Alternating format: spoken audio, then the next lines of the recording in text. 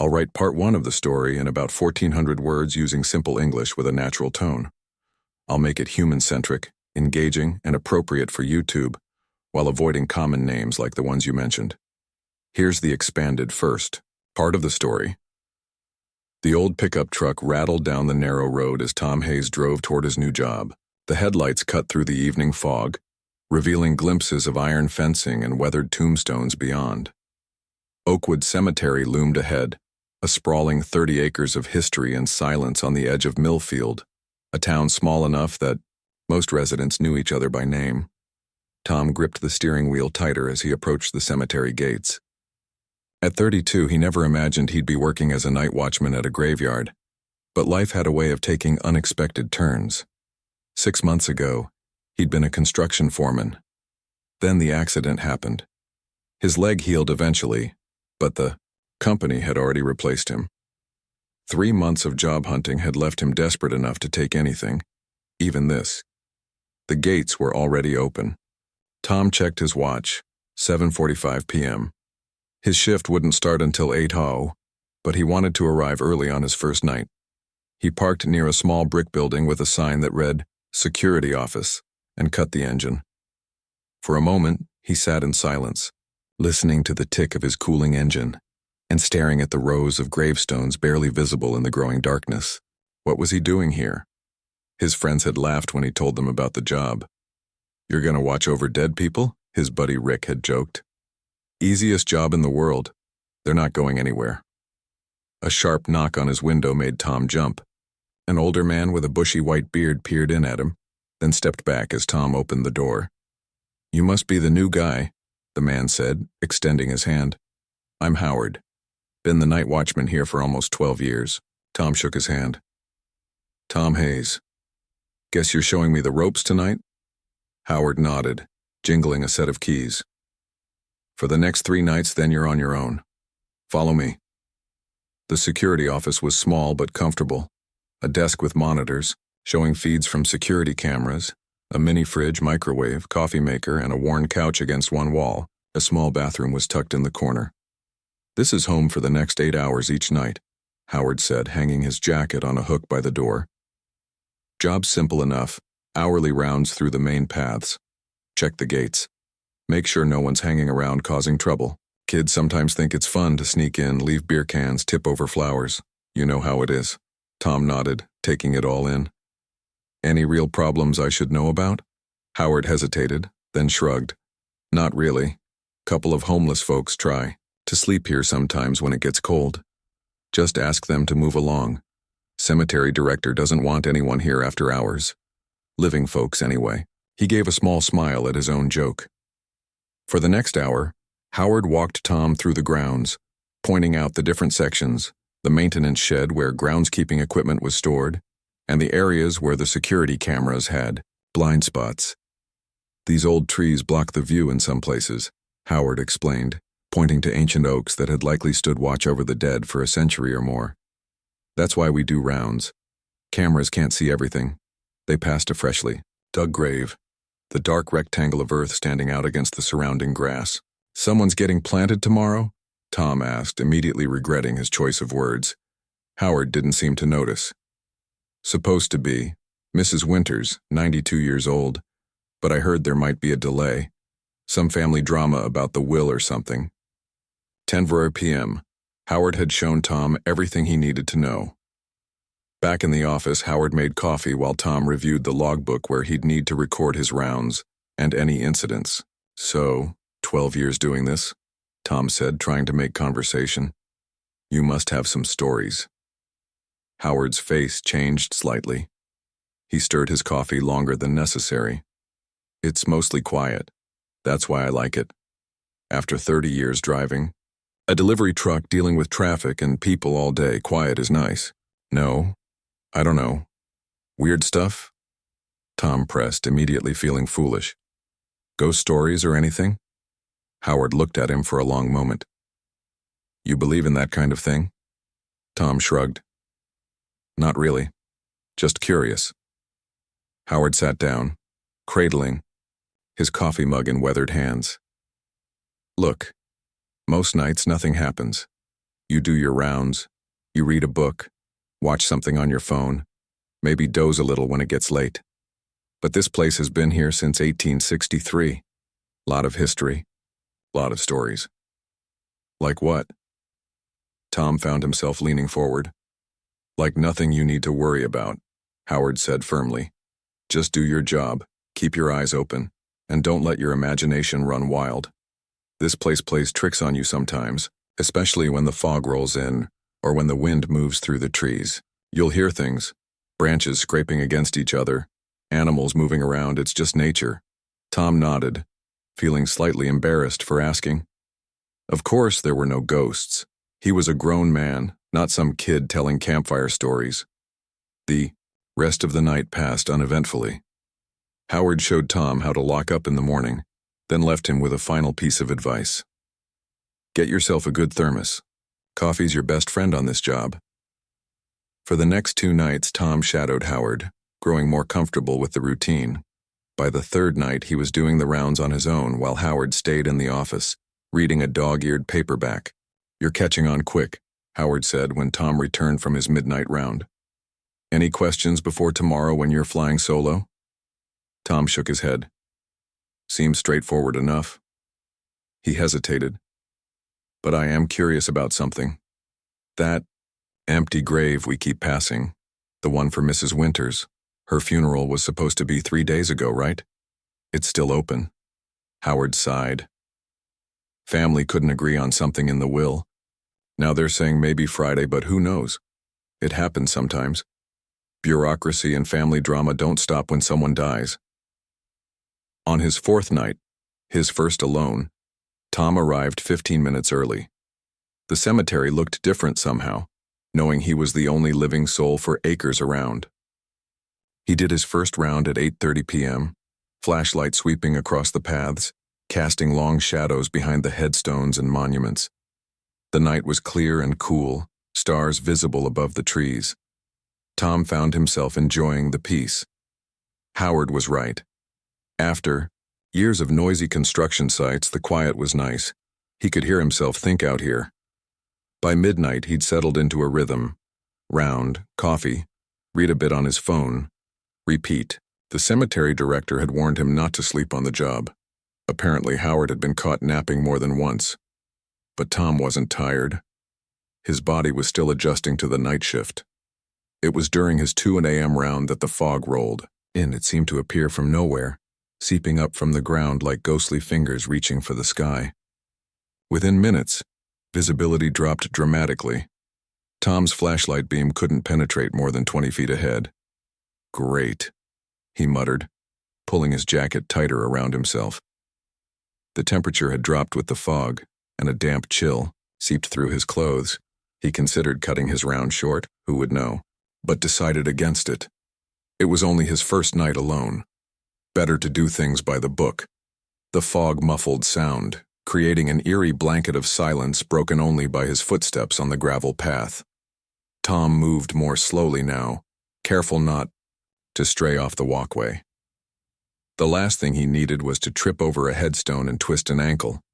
He was passing the section with the newer graves when he heard it. A giggle, soft but distinct, somewhere to his right. Tom froze. Flashlight, beam darting in the direction of the sound. Nothing but fog and the shadowy shapes of monuments. Hello, he called out, immediately feeling foolish. It was probably just his imagination, or maybe an animal. He started walking again, a little faster now. The giggle came again, louder this time, followed by what sounded like a child whispering. Tom's heart pounded in his chest. He swept his flashlight in a wide arc, trying to pierce the fog. Is someone there? The cemetery is closed. Nothing. No movement. No sound. He pulled out his phone, ready to call the police if necessary, but there was no service. Of course. Forcing himself to remain calm, Tom continued his round, moving toward the area where the open grave waited for Mrs. Winters. As he approached, the whispering grew more distinct, though he couldn't make out any words. It seemed to be coming from directly ahead. The beam of his flashlight finally fell on the rectangular hole in the ground. The fog swirled around it, thicker here than anywhere else, almost as if it were pouring from the open grave itself, and then he heard it clearly, a child's laughter, bright and cheerful, rising up from the empty grave. Tom stood frozen, his flashlight trained on the hole in the ground. The laughter faded, replaced by what sounded like someone humming a tune he almost recognized. "This isn't happening," he whispered to himself. "This is not happening." But as he turned to walk quickly, not run, he wouldn't run, back to the security office, he couldn't shake the feeling that whatever had been in that grave was now watching him go, still humming that almost familiar melody that would echo in his dreams for nights to come. I've written an engaging 1,400-word expansion of Part 1, focusing on Tom Hayes, avoiding the names you mentioned, and his first experiences as a night watchman at Oakwood Cemetery. The story builds gradually with natural dialogue and simple language, creating suspense that climaxes with the mysterious laughter from the empty grave.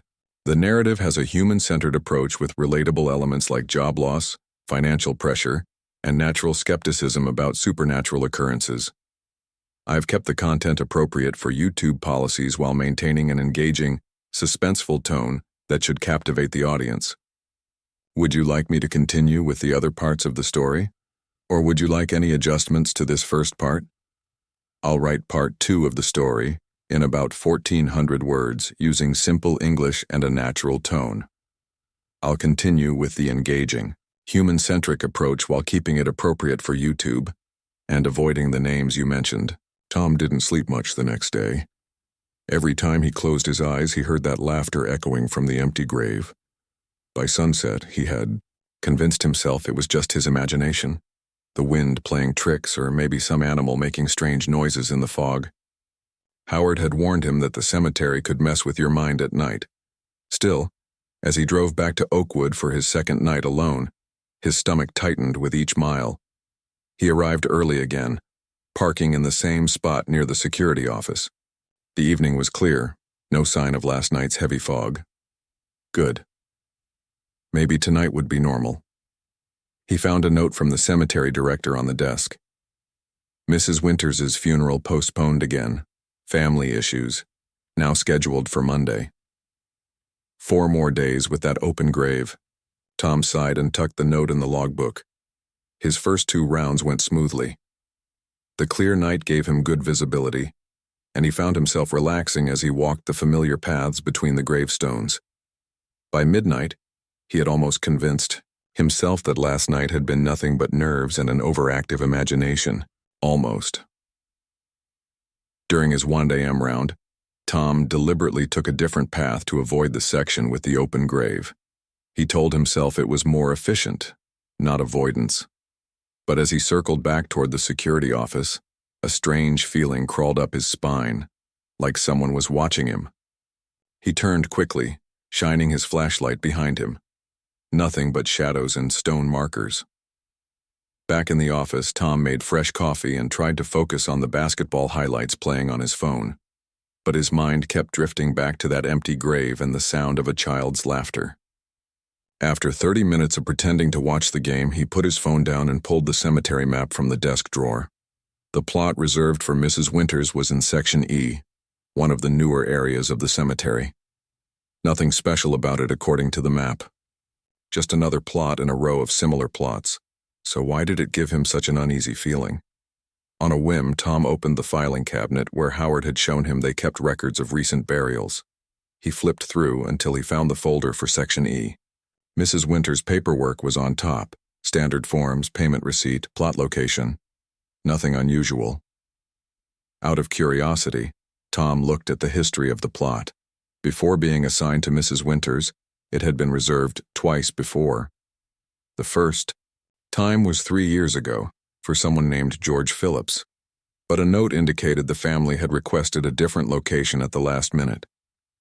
The second time was last year, for a woman named Louise Chen, but her funeral had been moved to a different cemetery entirely after what the form cryptically called complications with the gravesite. Tom frowned. 2 canceled burials before Mrs. Winters, and now her funeral was delayed again?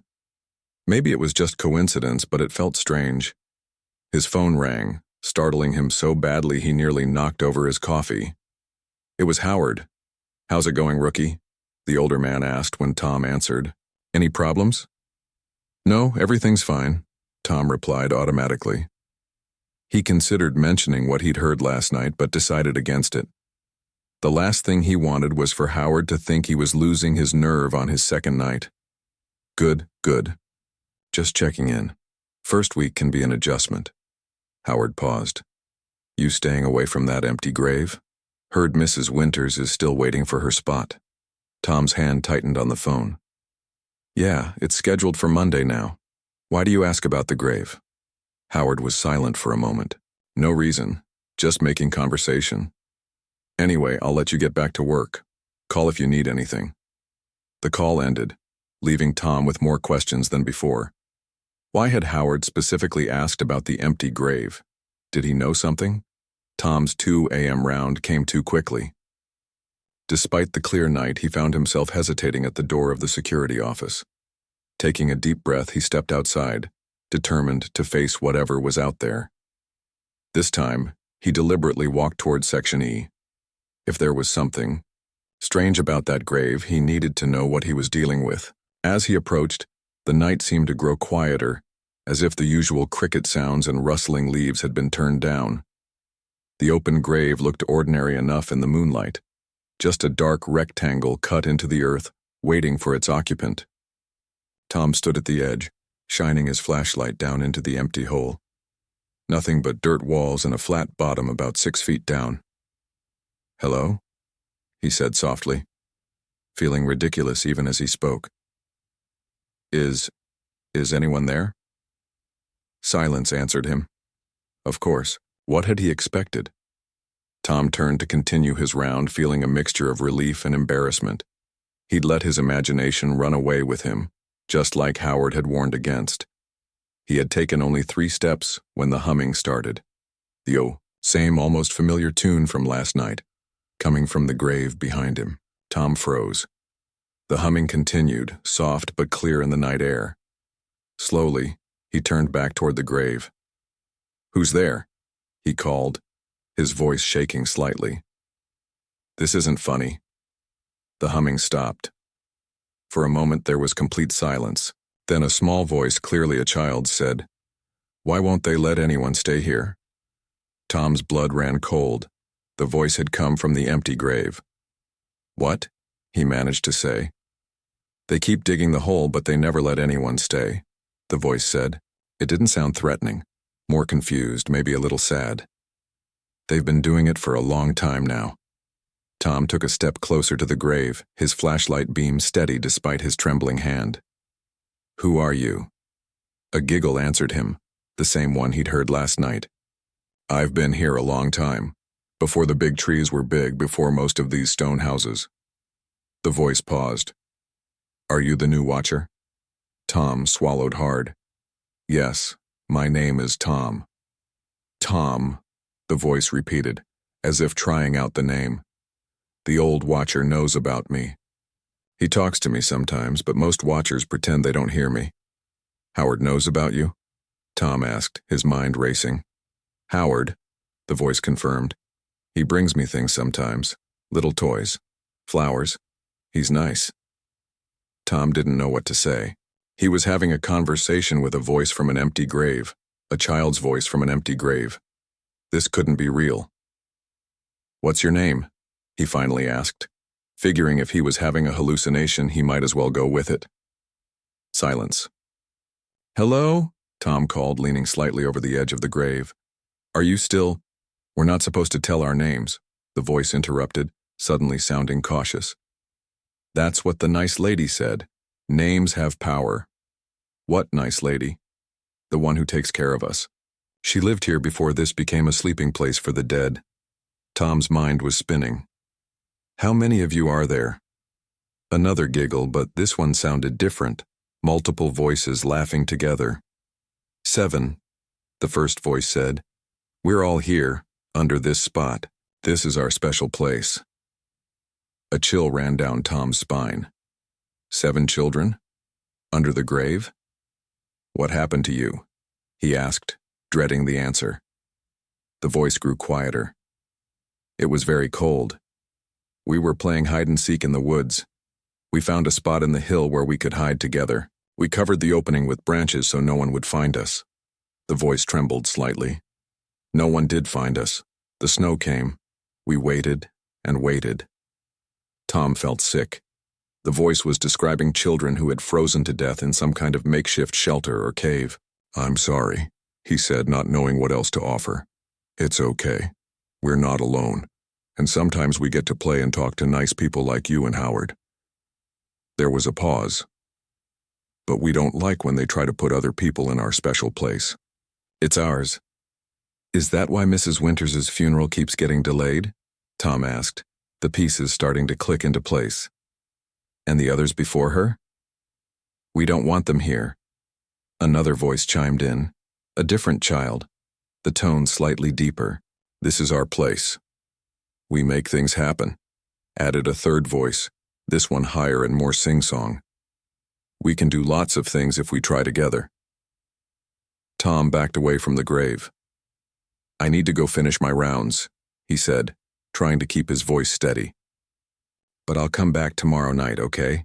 The original voice returned. "Promise?" "Most watchers stop coming to talk to us. They get scared." "I promise," Tom said, surprising himself with how much he meant it. Whatever was happening, hallucination, ghosts, or something else entirely, he needed to understand it. As he walked away, the humming resumed, 7 different voices joining together in that almost familiar melody. This time Tom recognized it, an old folk song his grandmother used to sing, about children playing in the woods. Back in the security office. Tom's hands shook as he poured himself another cup of coffee. He needed to talk to Howard.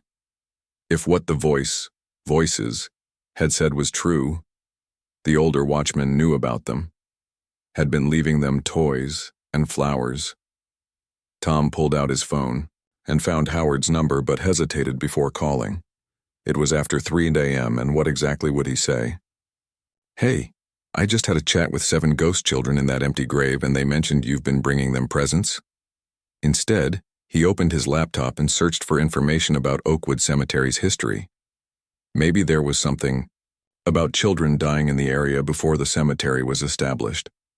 He found the official website, which mentioned the cemetery was founded in 1863, but not much else about its early history.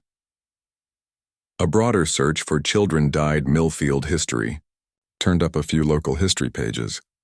Tom clicked through them, scanning for anything relevant. On the third site, a page about local tragedies, he found it. A brief mention of 7 children who went missing during a blizzard in the winter of 1872.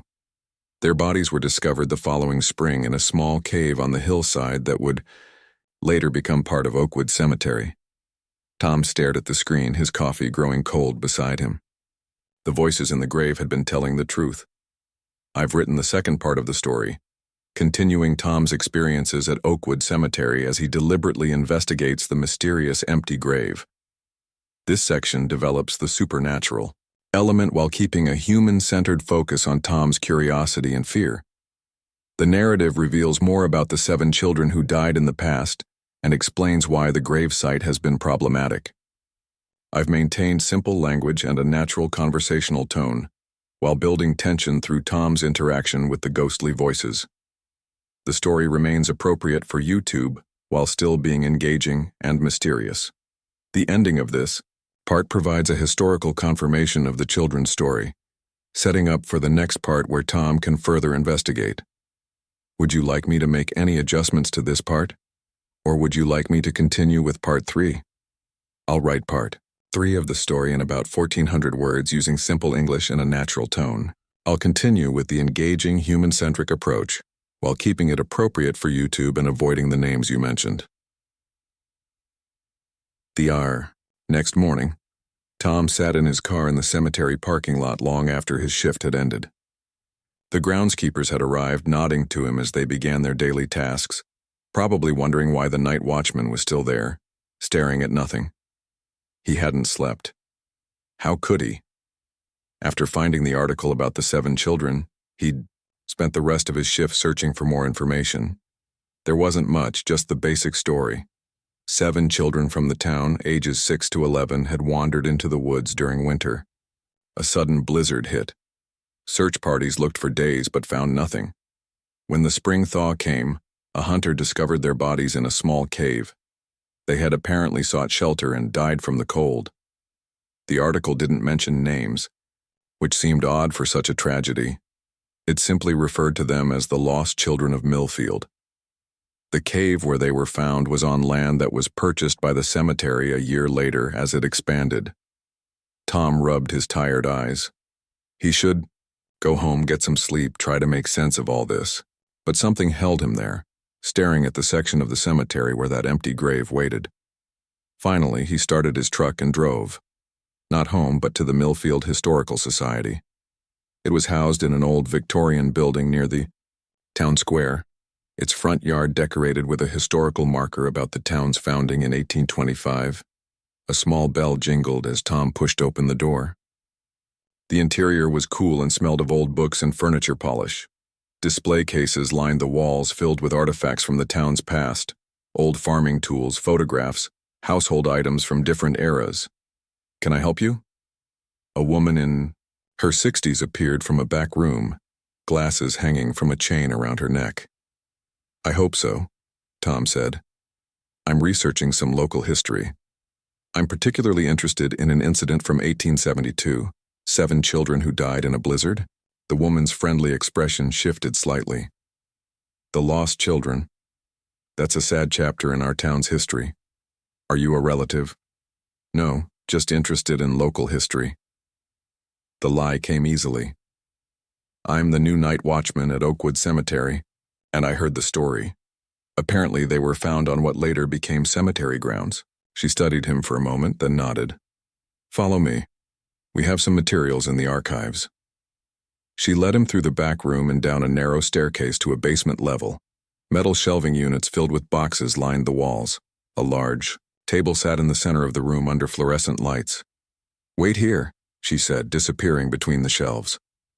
Tom stood awkwardly, looking at the framed photographs on the walls, mostly group portraits of town councils and civic organizations. Through the decades, the woman returned carrying a dusty cardboard box. "This contains what we have on the incident. It's not much, I'm afraid. People were superstitious back then, and the town wanted to forget the tragedy." She placed the box on the table and removed the lid. Inside were yellowed newspaper clippings, a few handwritten letters, and what looked like a small leather-bound journal. "Take your time," she said. "I'll be upstairs if you need anything. Just please don't remove anything from the archives." Tom thanked her and began carefully examining the contents of the box. The newspaper clippings told basically the same story he had already found online, though with a few more details. The children had been from 3 different families. They often played together in the woods at the edge of town. When they didn't come home for dinner, the parents assumed they were at each other's houses. By the time anyone realized all 7 were missing, the blizzard had already begun. One clipping mentioned that, despite rumors of foul play, the coroner determined the cause of death to be exposure to the elements. Tom frowned.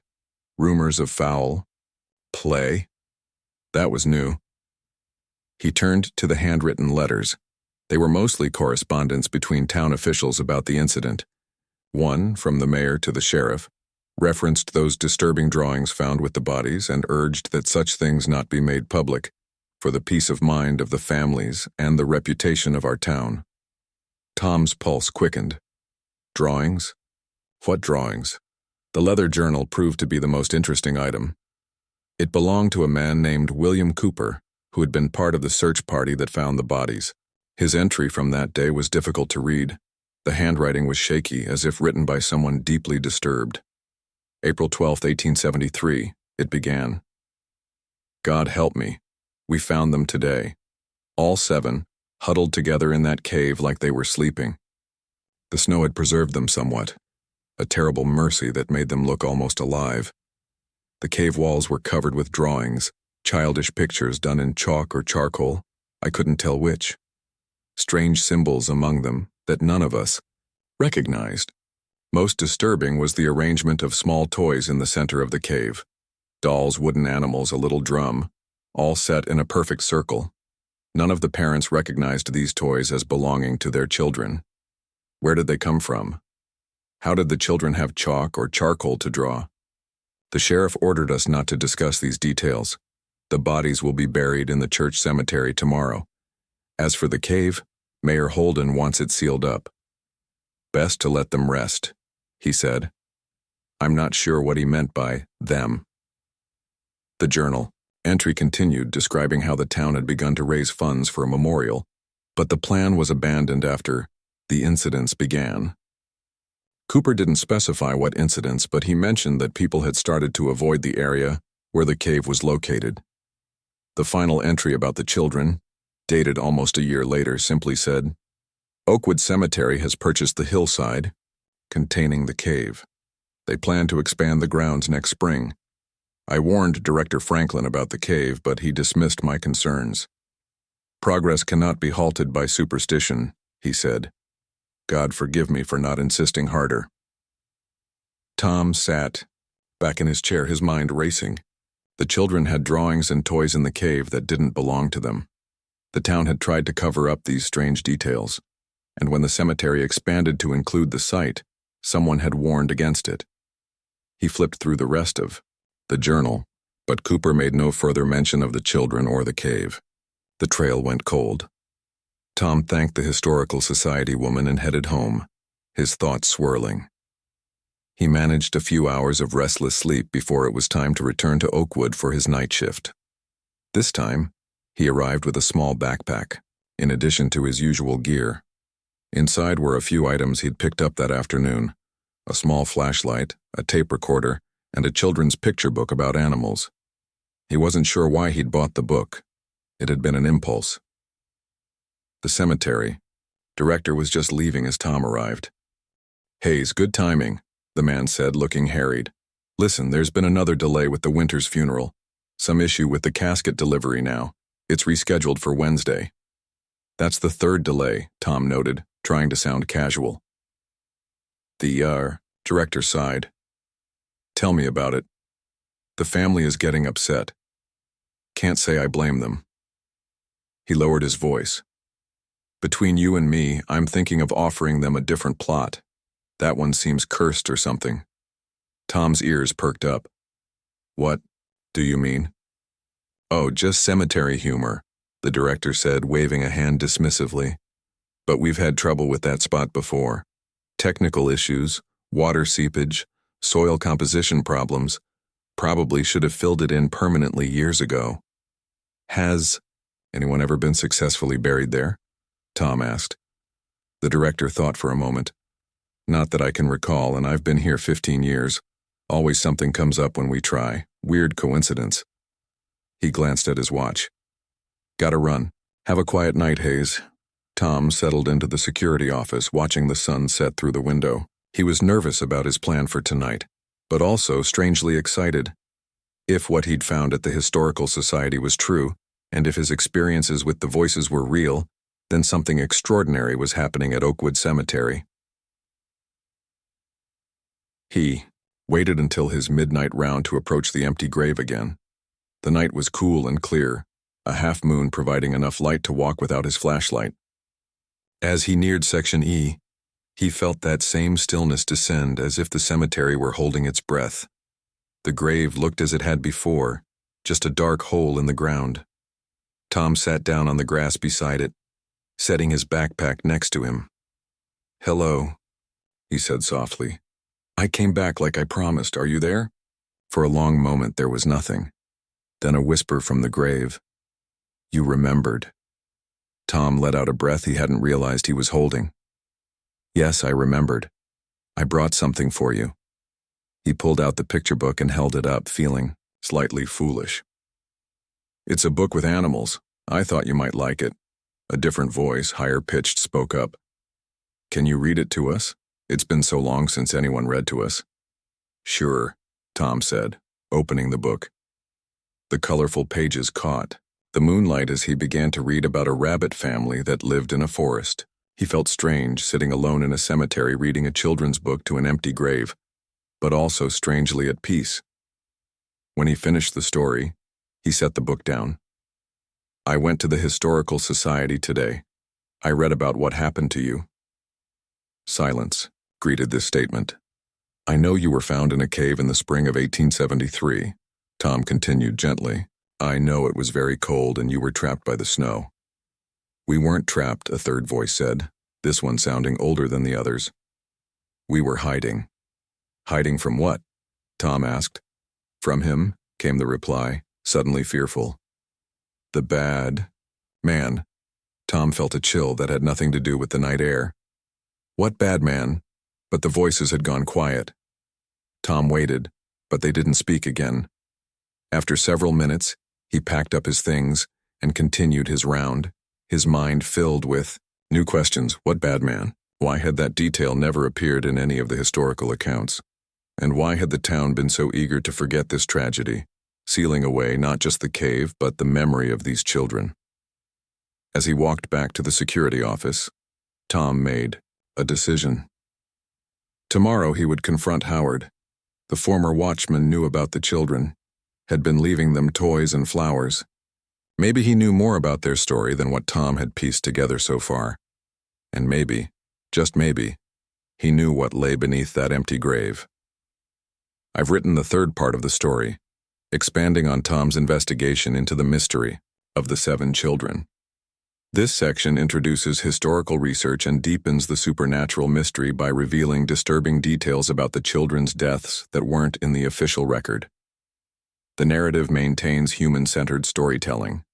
Through Tom's emotional connection to the children's spirits and his growing determination to uncover the truth. I've used simple language and natural dialogue throughout, while building tension with new revelations about the bad man and the town's attempt to cover up aspects of the tragedy. The story remains appropriate for YouTube policies while creating an engaging mystery that should keep the audience invested. This part ends with Tom planning to confront Howard, setting up the next part of the story where more revelations will come to light. Would you like me to make any adjustments to this part? Or would you like me to continue with part 4? I'll write part 4 of the story in about 1,400 words using simple English and a natural tone. I'll continue with the engaging, human-centric approach while keeping it appropriate for YouTube and avoiding the names you mentioned. Laughter from an Empty Grave, Part 4. Tom found Howard's address in the employee contact list at the security office. The older man lived in a small house on the edge of town, just a 15-minute drive from the cemetery. After finishing his shift in grabbing breakfast at a local diner, Tom headed there, rehearsing what he would say. Howard's house was a modest one-story with faded blue siding and a small front porch. The yard was neat but simple. A few shrubs, a bird feeder hanging from a tree. Tom sat in his truck for a few minutes, gathering his courage. What if Howard thought he was crazy? What if he denied everything? Finally, Tom walked up to the front door and knocked. No answer. He knocked again, louder this time. The door opened to reveal Howard in flannel pajama pants and a faded t-shirt, his white hair sticking up at odd angles. He squinted at Tom. Hayes? What are you doing here at 8 in the morning? Sorry to wake. You? Tom said. I need to talk to you. It's important. Howard studied him for a moment, then sighed. Give me a minute. He closed the door. Tom heard movement inside, and a few minutes later Howard reappeared, now wearing jeans and a clean shirt. Come in, I'll make coffee. The inside of the house was as modest as the outside. Worn but comfortable furniture, a few landscape paintings on the walls, shelves lined with paperbacks. It smelled like coffee and toast. Howard led him to a small kitchen and gestured to a chair at the table. Sit. Talk. Tom took a deep breath. I know about the children in the grave. Howard's hand paused as he reached for the coffee pot. His shoulders tensed, then relaxed. He poured 2 cups without turning around. Which grave? He asked, his voice carefully neutral. The empty one. Section E. The one where Mrs. Winters is supposed to be buried.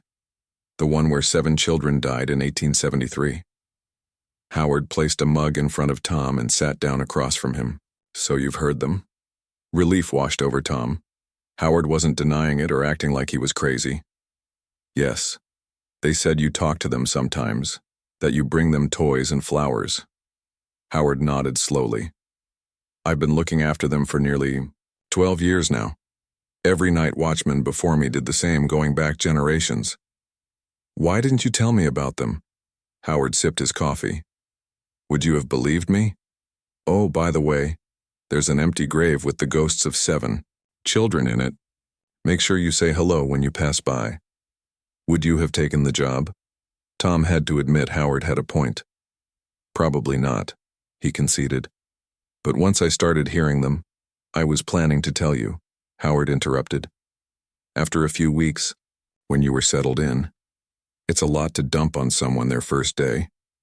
Fair enough, Tom said. He wrapped his hands around the warm mug. But I need to know everything now. I went to the Historical Society yesterday. I read about how they died in the cave during a blizzard.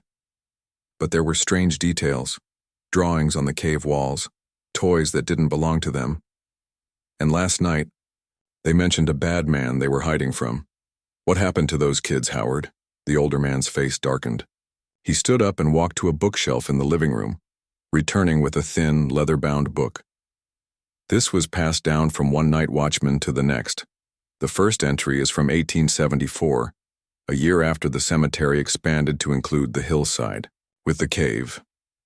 He pushed the book across the table to Tom. Read it. It tells the real story, the one the town tried to bury along with those children. Tom opened the book carefully. The first pages were written in faded ink. The handwriting, tight and precise. My name is Jonathan Bell, night watchman of Oakwood Cemetery. I write this account for whoever follows me in this position, that they might understand the sacred duty we bear to the 7 souls beneath the unmarked ground in Section E.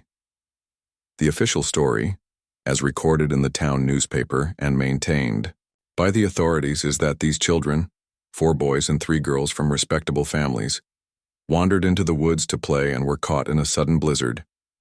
They sought shelter in a small cave and perished from the cold. This is only partly true. They did indeed die in that cave during the blizzard of 1872, but they did not go there to play. They went there to hide. In the months before their disappearance, several children in town had reported being followed by a tall man in a black coat.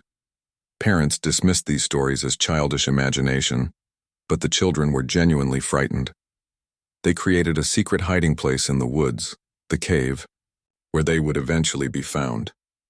On the day of the blizzard, one of the girls ran to her friends in terror, claiming she had seen the man in the black coat watching her from behind a tree.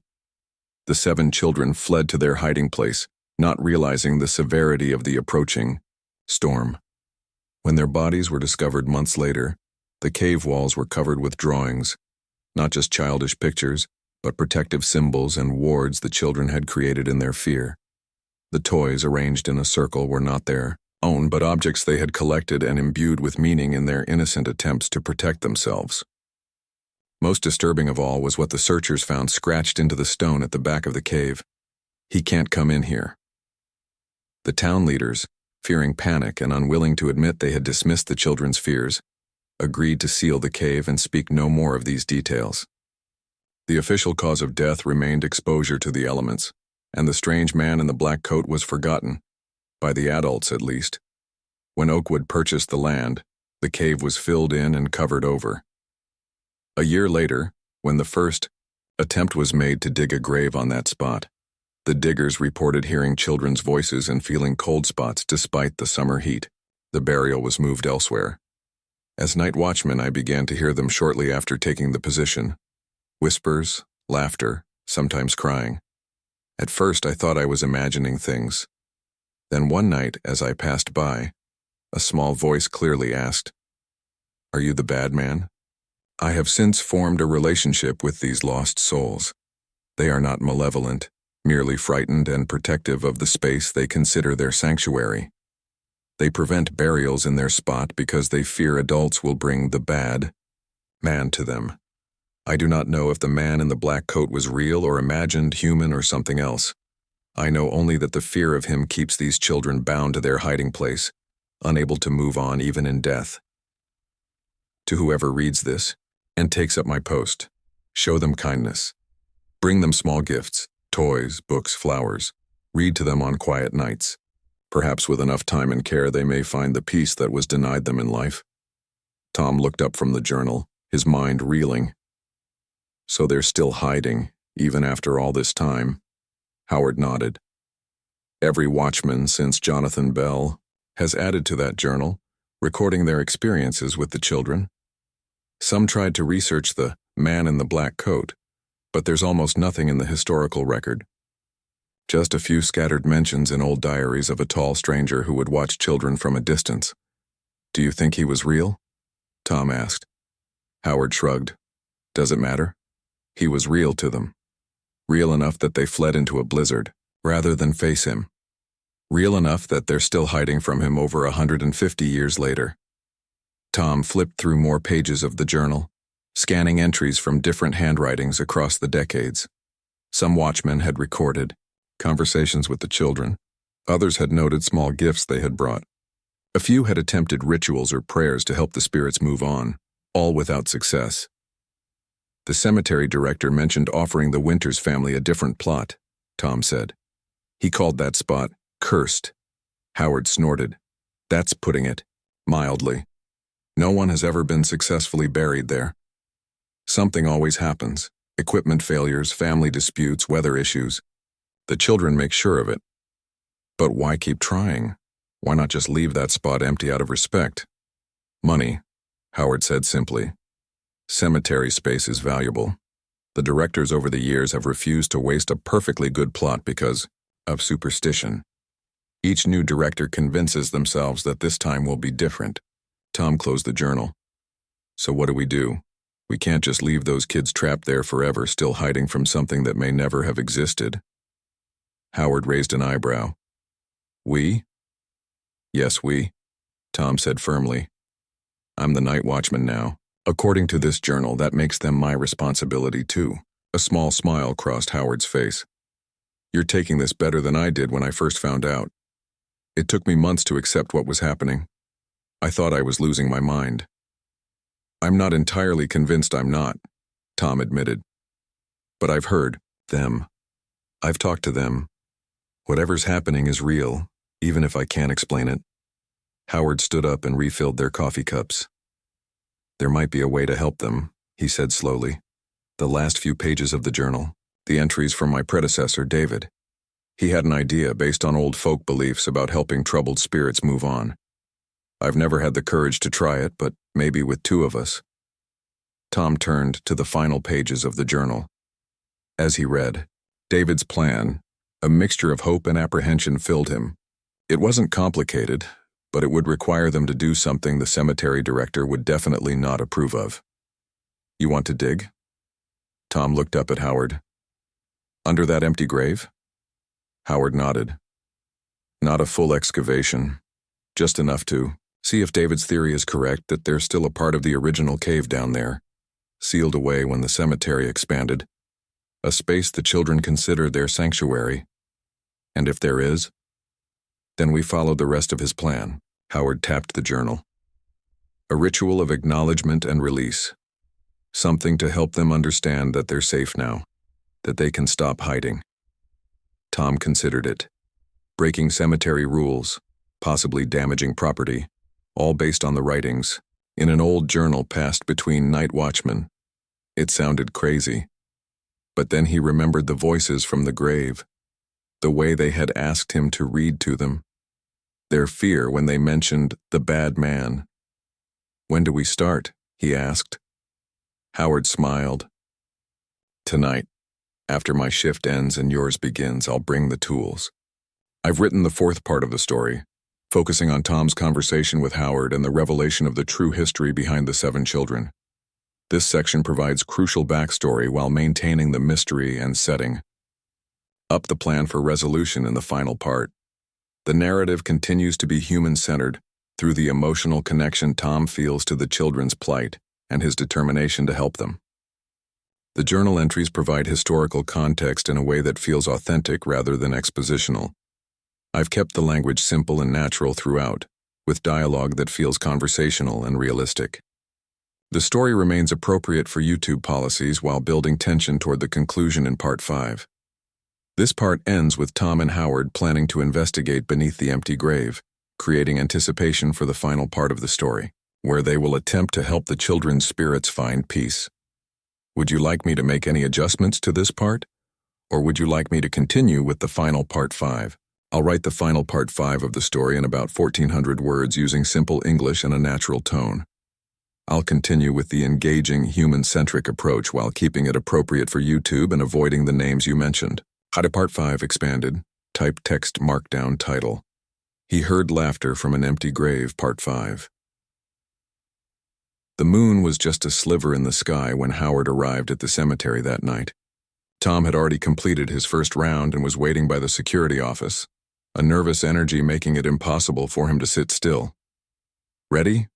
Howard asked, pulling a duffel bag from the back of his truck. Tom nodded. "The grounds are clear. I checked every section twice." They walked in silence to Section E, their flashlight beams bouncing ahead of them on the path. The empty grave waited, a dark rectangle against the grass. Tom felt the familiar stillness descend as they approached, as if the cemetery itself was holding its breath. Howard set down his bag and pulled out 2 collapsible shovels. "We don't need to dig much," he said, handing one to Tom. "According to David's notes, the top of the cave should be just a few feet below the bottom of the grave." Tom looked around nervously. "What if someone sees us?" "Who?" "You're the night watchman. I'm the former night watchman. If anyone questions why we're here, we're checking the ground for that winter's burial." Howard paused. "But no one will come. Trust me." They climbed down into the empty grave, their boots sinking slightly into the soft dirt at the bottom. It felt strange to be standing in a hole meant for someone else's eternal rest. "Hello," Tom called softly. "We're here to help you. Please, don't be afraid." For a moment there was nothing. Then a small voice whispered from the dirt beneath their feet. "What are you doing?" Howard knelt down, placing his palm flat against the ground. "We're trying to help you move on. You've been hiding for too long." "We can't leave," another voice replied, sounding worried. "He might find us." "The bad man is gone," Tom said gently.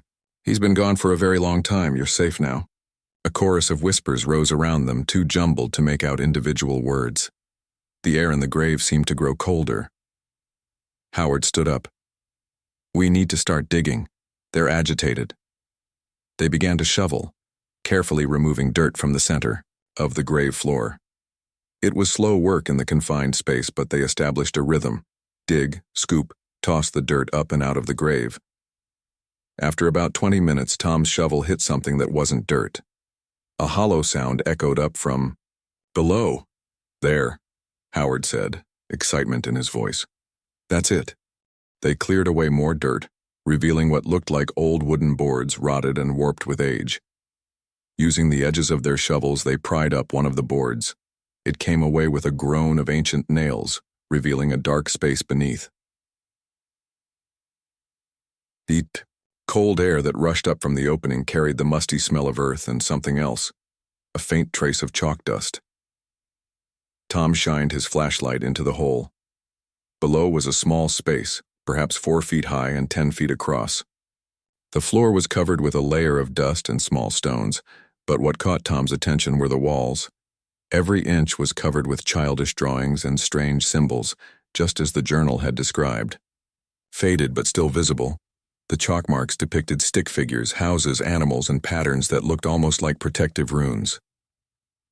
"Look," Howard whispered, pointing his flashlight at the far wall.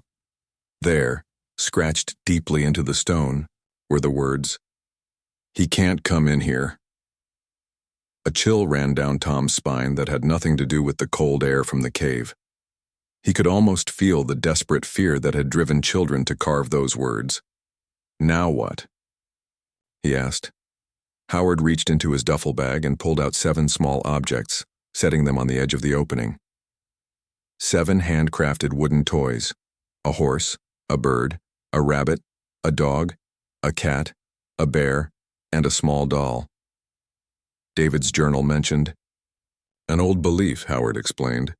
that troubled spirits need to be properly acknowledged before they can move on. They need to know they're remembered, that their stories are heard, and that they're safe. He also pulled out 7 small candles and a lighter, one for each child. We light them at sunset and keep vigil until they burn out. We acknowledge what happened to them and we give them permission to leave their hiding place. Tom looked down into the hidden chamber. Will it work?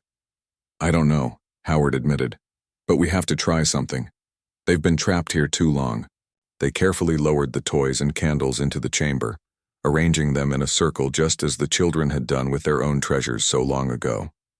Then they climbed out of the grave and sat on the grass beside it. Howard pulled a piece of paper from his pocket. I wrote this earlier, based on the ritual David described. The sky was beginning to lighten in the east. Not quite dawn, but the first hint that night was ending. Howard lit the 7 candles in the chamber below, their small flames casting dancing shadows on the chalk-covered walls. Then he began to read. To the 7 children who sought shelter in this place, we acknowledge your fear and your courage. You did not deserve what happened to you. You protected each other as best you could. Your story has been heard and remembered through generations. As Howard spoke, the air around the grave grew colder still. Tom's breath came out in visible puffs. The danger you feared is long gone, Howard continued. The man in the black coat cannot harm you now. This hiding place has served its purpose, but it is time for you to leave it behind. These gifts we bring are tokens of remembrance. This light we offer is to guide you onward. The candle flames below suddenly grew taller, stretching up almost to the opening. Tom fought the urge to back away. You are remembered, Howard said, his voice steady. You are honored. You are released from your vigil. You can stop hiding now. A sound rose from the chamber. Not whispers this time, but a soft humming. The same almost familiar melody Tom had heard that first night, but now sung by 7 distinct voices, harmonizing together. The humming grew louder, and with it came a gentle wind that swirled around the grave. Tom watched in amazement as the dirt they had excavated began to move on its own, sliding back into the hole covering the opening to the chamber. Should we stop it? Tom asked, reaching toward the closing gap. Howard shook his head. No. Let it happen. The dirt continued to fill in the hole as if guided by invisible hands. Within minutes, the grave floor was smooth again, as if they had never dug at all. The only evidence of their work was the disturbed earth around the edges of the grave. The humming faded, replaced by what sounded like children's laughter. Not the eerie sound from that first night, but joyful, free. It seemed to rise upward, growing fainter as it lifted toward the lightening sky. They're leaving, Howard whispered. They're finally leaving. Tom felt a lump in his throat as the laughter faded completely. The air around them warmed, the unnatural cold dissipating like morning mist. For several minutes, they sat in silence, watching the eastern sky grow brighter. Then Howard stood, brushing dirt from his clothes. We should fill in the rest, he said, picking up his shovel. Make it look undisturbed for the groundskeepers. They worked quickly, smoothing the dirt in the grave and clearing away any signs of their nighttime excavation. As they finished, the first birds began to sing from the trees around the cemetery. Do you think they're really gone? Tom asked as they walked back toward the security office. At peace? Howard looked thoughtful. I think so. The ritual seemed to work, but there's only one way to be sure. 2 days later, Tom stood with Howard at the back of a small crowd gathered around the grave in Section E. Mrs. Winter's funeral was finally happening, after multiple delays. The casket was positioned above the open grave, flowers arranged on its polished wood surface. The cemetery director kept glancing nervously at the sky as if expecting a sudden storm to appear and force another postponement. But the day remained clear and mild. The minister said his final words, and the casket was slowly lowered into the ground. Tom held his breath, half expecting to hear childish voices in protest or to see the dirt refuse to stay in place. But there was only respectful silence as the family members each tossed a handful of earth onto the casket. The burial proceeded without a single unusual occurrence. Later, as the funeral party dispersed, the cemetery director approached Tom with a look of relief. "Finally got Mrs. Winters settled in her spot," he said. "Strangest run of bad luck I've ever seen with a burial. But all's well that ends well, I suppose." Tom nodded, hiding a smile. Some things just need time to resolve themselves. That night, during his rounds, Tom stopped by Mrs. Winters' fresh grave. The newly placed dirt was covered with flowers left by mourners. He stood quietly for a moment, listening. The night was full of normal cemetery sounds: distant traffic, rustling leaves, the occasional hoot of an owl, but no whispers, no laughter, no humming. Tom knelt and placed a small wooden toy horse at the edge of the grave, a token of remembrance. "Sleep well," he said softly. Though whether he was speaking to Mrs. Winters or to 7 children long gone, even he wasn't sure. As he continued his round, Tom felt a strange mixture of sadness and peace. The mystery that had drawn him in was solved. The spirits that had called out to him had moved on, but he knew he would continue as night watchman at Oakwood Cemetery, carrying on the tradition of those who had come before him. After all, who knew what other stories these silent stones might be waiting to tell? I've written the final part of the story, bringing the narrative to a satisfying conclusion as Tom and Howard perform a ritual to help the children's spirits find peace. This section provides emotional closure while maintaining the supernatural mystery that's been built throughout the story.